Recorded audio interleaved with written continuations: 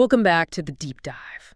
You sent us this really fascinating review article, and today we're going to do a deep dive into eye development. Oh, cool. Specifically, this gene called Pax6. So yeah, get ready for some serious knowledge about this really powerful gene. It's going to be a wild ride. Yeah. But don't worry, we'll break it down, we'll make it digestible. We'll hit the highlights. Yeah, and we'll highlight those captivating parts. Yeah, Pax6 is really remarkable, especially, we kind of take vision for granted. Totally. We use our eyes every single day, and most of us probably don't think twice about, how these intricate organs even came to be. Yeah, it's really mind-boggling.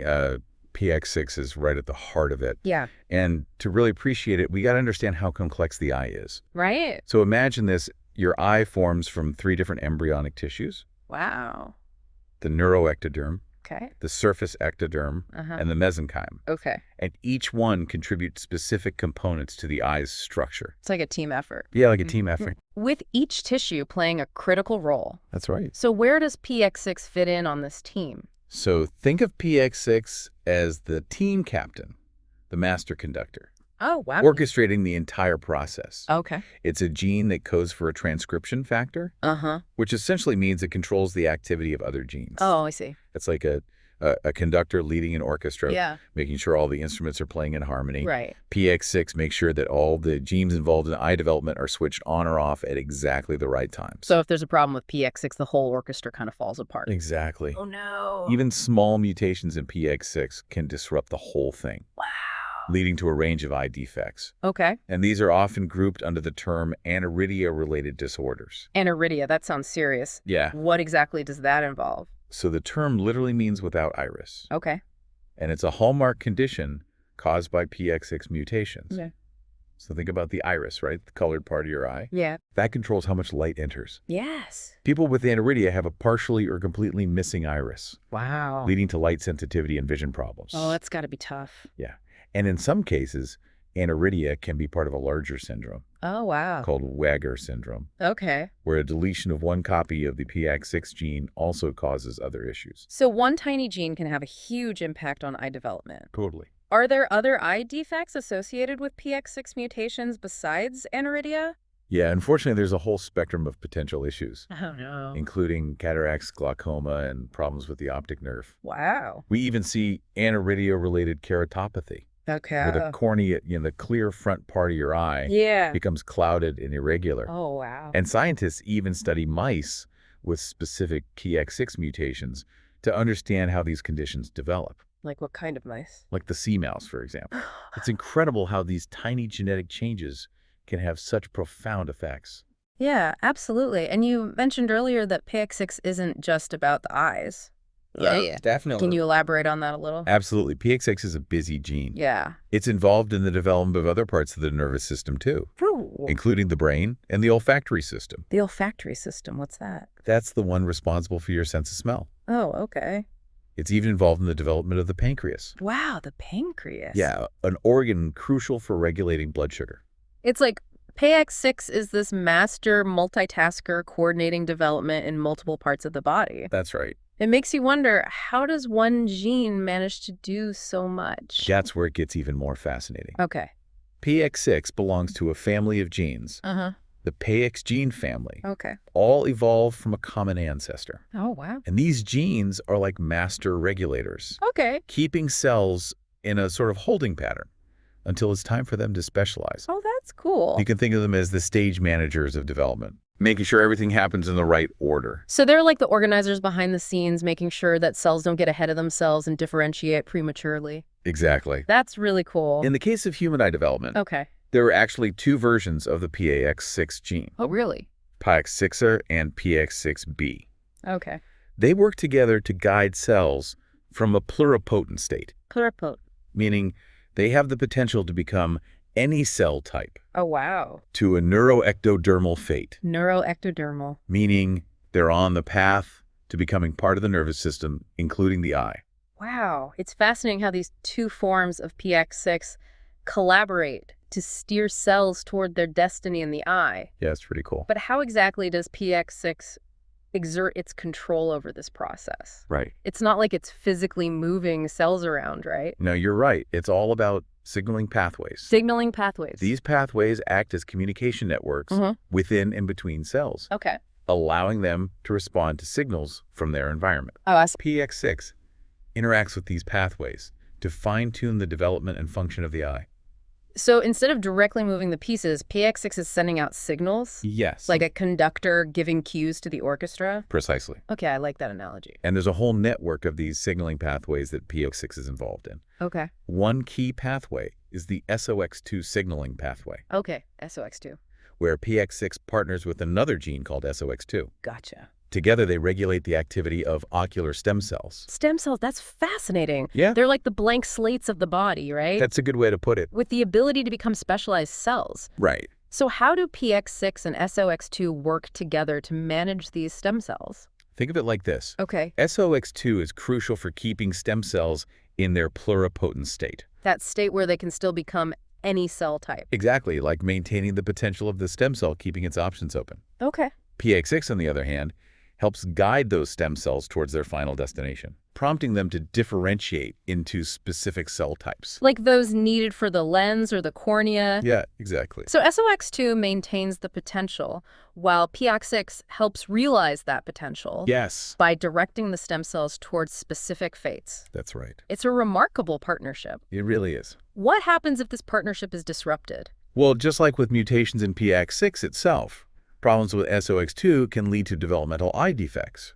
Oh, right. We see conditions like aniridia, as we've discussed, Uh-huh. but also anophthalmia, where the eye is completely missing, Oh, wow. and microphthalmia, where the eye is abnormally small. So many things can go wrong. It's really delicate. Yeah. These conditions highlight just how crucial the coordinated activity of PX6 and SOX2 is for proper eye development. It's a delicate dance with PX6 and SOX2 working in perfect harmony to create the amazing complexity of the eye. It is. But we've only just scratched the surface of the signaling pathways that PX6 is involved in, right? Yeah, just the tip of the iceberg. There's a whole network of interactions waiting to be explored. Absolutely.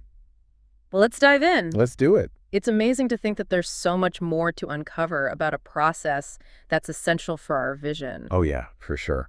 Speaking of uncovering our deep dive into Pax6 and all these interactions, it continues with a pathway you might find surprising. Really? Yeah, the sonic hedgehog signaling pathway. Oh, right. The sonic hedgehog pathway, Yeah. or SHH. SHH. Yeah, it's got a name that might make you think of video games. Right. But it's crucial for shaping many parts of the body, Okay. including the eye. So how does this seemingly playful pathway tie into something as complex as the eye? Well, the SHH pathway is essential for the development of the optic cup, Okay. which eventually forms the retina. Uh-huh. The light-sensitive tissue at the back of the eye? Exactly. So during development, the SHH protein, it forms a gradient, A gradient. meaning it's more concentrated in certain areas and gradually decreases as you move away. And this gradient acts as a blueprint, providing positional information to cells in the developing optic cup. So it's like SHH is drawing an invisible map Yeah, that guides the development of the retina. that's a great way to put it. That's really cool. Now, where it gets interesting is how PIX6 responds to this SHH gradient. Okay. PIX6 is actually repressed by high concentrations of SHH. Okay. So on the ventral side of the optic cup, Uh-huh. where SHH levels are high, PX6 expression is low. I see. But on the dorsal side, where SHH levels are lower, PX6 expression is higher. Got it. This opposing interaction helps establish a clear boundary Okay. between the retina and the optic stalk. And the optic stalk connects the eye to the brain. That's right. So SHH and PX6 are engaged in this kind of push and pull, Yeah, this delicate dance that shapes the developing eye. that's a good way to think about it. What happens if this intricate balance is disrupted? Any disruption in this interplay can have big consequences, Yeah. just like with other pathways we've talked about. Mutations in genes involved in the SHH signaling pathway Okay. can contribute to developmental eye defects. Uh-huh. Conditions like aniridia and congenital glaucoma can arise from problems with SHH signaling, Whoa, wow. highlighting that crucial role it plays. It's a reminder that the eye is a product of this really intricate coordination Absolutely. between multiple genes and signaling pathways. Yeah, it's complex. And it seems like PIX6 is at the center of all of it. It really is. Speaking of these interactions, you mentioned earlier that PX6 is involved in the development of the lens, the Yes. structure that helps focus light. Right. Can you elaborate on that? Absolutely. So lens development is another area where PX6 shines, Okay. especially in the context of the fibroblast growth factor, or FGF signaling pathway. Yeah? Yeah. Yeah. This pathway, as its name suggests, Uh-huh. plays a critical role in cell growth and differentiation, Okay. particularly in the development of the lens, cornea, and retina. So FGF is essential for building these crucial structures. How does PX6 factor into this process? What's interesting here is that PX6 doesn't just activate or deactivate the FGF pathway. Okay. It modulates its activity. Modulates. Yeah, you can think of it like a dimmer switch, Okay. fine-tuning the intensity of the FGF signal, I see. depending on the specific needs of the developing eye. So instead of a simple on-off switch, PX6 is more like a sophisticated control panel, That's right. adjusting the levels of FGF signaling Exactly. to ensure proper eye development. Precisely. How does it accomplish this fine-tuning? Well, remember, PX6 is a transcription factor, Right. meaning it can bind to DNA Uh-huh.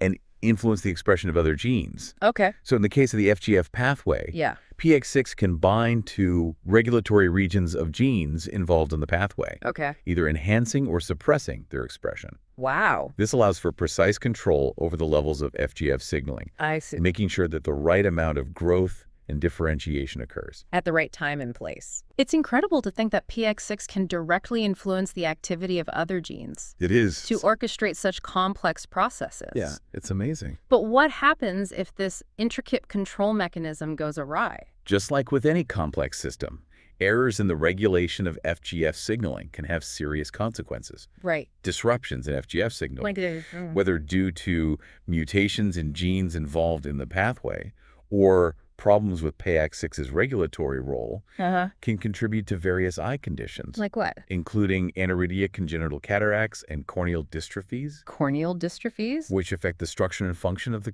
cornea. Oh, wow. So many things can go wrong. Yeah, it's a delicate balance. It seems like a recurring theme is emerging here. What's that? This delicate balance maintained by PX6 Right. and its interactions with signaling pathways. Yeah. Any disruption to this balance can have significant repercussions for eye development. Absolutely. Are there other signaling pathways besides FGF that PX6 interacts with to fine-tune lens development? Yeah, another crucial pathway is the epidermal growth factor, Neuroectodermal growth factor. or EGF signaling pathway. EGF. Okay. It plays a vital role in a wide range of cellular processes, Okay. including cell growth, proliferation, and survival. Wow. In the eye, EGF signaling is particularly important for corneal wound healing Okay. and the development of the retina. So EGF seems to be involved in both building and repairing the eye. That's right. What's PX6's role in regulating this pathway? So PX6, as with the other pathways we've discussed, interacts with components of the EGF pathway to modulate its activity. Yeah, okay. It can influence the expression of EGF receptors and downstream signaling molecules, Wow. ensuring that the EGF signal is appropriately received and interpreted by cells in the eye. So PX6 acts as a sort of gatekeeper, Yeah, like a gatekeeper. making sure that the EGF signal is received and processed correctly. Exactly. Are there any specific examples of how this interaction plays out in the development or maintenance of the eye? One compelling example is in the cornea. Okay, the cornea. During corneal wound healing, EGF signaling is crucial for promoting cell proliferation and migration. Okay. These are essential processes for repairing damage to the cornea. Right. PX6 helps ensure that this healing process is carried out efficiently and effectively. So it sounds like Pax6 is playing a critical role in ensuring the cornea can recover from injuries and maintain its clarity for vision. Absolutely. What happens if this interaction between PX6 and EGF signaling is disrupted? Disruptions to this delicate interplay can have serious consequences. Oh, no. Aberrant EGF signaling has been implicated in various ocular diseases, Like what? including age-related macular degeneration. Age-related macular degeneration or AMD? Yes, AMD, a leading cause of vision loss. Wow. Diabetic retinopathy, which affects the blood vessels in the retina, Okay. and even problems with corneal wound healing. Oh, wow. In fact, studies have shown that abnormal increases in PX6 levels can disrupt EGF pathway activity, Really? leading to developmental defects like eyes open at birth. Eyes open at birth. Wow! This reinforces the idea that a precise balance of PX6 activity is crucial. It's fascinating how too much of a good thing, in this case PX6, can be just as detrimental as too little. That's right. It really highlights the exquisite control that's required for the eye to develop correctly. It does. Now, we've explored quite a few signaling pathways so far. Yeah, well, yeah. SOX2, TGF-beta, SHH, FGF, and now EGF. That's a lot. It's remarkable to consider that PX6 interacts with all of these. It really is. Playing a crucial role in each. That's right. Are there any other key pathways that we should discuss in relation to PX6's function in the eye? There are the notch signaling pathway is another essential player in eye development. Notch signaling. Yeah, particularly when it comes to cell fate determination. Okay, cell fate determination. That sounds important. Yeah, it is. Can you explain what that means and how it relates to the eye? So cell fate determination is the process by which cells become specialized, taking on specific roles within the body. It's like choosing a career path. Oh, I like that. A cell starts with many possibilities, Right. but eventually commits to a particular function. Okay. In the eye cell, fate determination is crucial for creating the diverse array of cell types needed for vision. Gotcha. From the light-sensitive photoreceptors in the retina to the transparent cells of the lens. So cell fate determination ensures that we have all the right cells in the right places That's right. to see the world around us. Exactly. What's notch signaling's specific role in this process? Notch signaling is like a cellular communication system Okay. that helps cells make those fate decisions. It involves interactions between notch receptors on the surface of cells Okay. and ligands, or signaling molecules, on neighboring cells. Gotcha. When a notch receptor binds to its ligand, it triggers a cascade of events inside the cell, Wow. ultimately influencing the expression of genes that determine the cell's fate. So notch signaling is like a conversation between cells. Yeah, like a conversation. Guiding them toward their specialized roles. Exactly. Where does PX6 fit into this cellular conversation? PX6, as you might have guessed, plays a crucial role in regulating notch signaling in the eye. Okay. It can influence the expression of notch receptors and ligands, fine-tuning the strength and timing of the notch signal. Gotcha. This control over notch signaling allows PX6 to influence the differentiation of retinal progenitor cells. Retinal progenitor cells. These are multipotent cells that give rise to the various cell types of the retina. Okay. So PX6 is like a conductor directing the notch signaling orchestra Yeah, good analogy. to ensure that the right cells are produced at the right time. That's right. What happens if this direction is disrupted? Disruptions in notch signaling, Okay. whether due to mutations in genes involved in the pathway or problems with PX6's regulatory role, can have significant consequences for eye development. Right. These disruptions can lead to an imbalance in retinal cell types, Oh, no. resulting in vision problems. For example, an overproduction of certain cell types and an underproduction of others Okay. can disrupt the delicate structure and function of the retina, Right. leading to impaired vision. So many things can go wrong. It's a very precise process. It's fascinating how even subtle changes in the timing or intensity of these signaling pathways can have such profound effects It is. on eye development. Absolutely. And it underscores the importance of PX6 as a master regulator, For sure. ensuring that these pathways are carefully coordinated. It's essential. We've discussed a remarkable number of signaling pathways that PX6 interacts with. We have. Is there one final pathway that stands out in its partnership with PX6? There is one more key pathway to consider, Okay. and it's a major player in development and disease. All right. What is it? The Wnt signaling pathway. Yeah, Wnt signaling. Yeah. We're diving even deeper into the molecular world of the eye. We are. What makes this pathway so important? The Wnt pathway is a true multitasker Okay. involved in a wide range of cellular processes, Like what? from cell proliferation and differentiation to cell migration and even cell death. Wow, it does it all? It's a critical pathway during embryonic development, Uh-huh. playing a role in shaping the body plan and ensuring that organs develop correctly. So it's a fundamental pathway. Yes. It's crucial for building the body's blueprint. Absolutely. How does this versatile pathway contribute to the development of the eye? The Wnt pathway plays several important roles in eye development. Okay. It's involved in regulating retinal cell fate decisions, Mm-hmm. ensuring that the retina develops the right types of cells in the correct proportions. Okay. It's also crucial for the development of the cornea. Right. The clear front part of the eye that helps focus light. Exactly. It seems like the Wnt pathway, like PX6, has a hand in shaping multiple aspects of the eye. Yeah, they're both key players. How do these two interact to orchestrate these complex processes?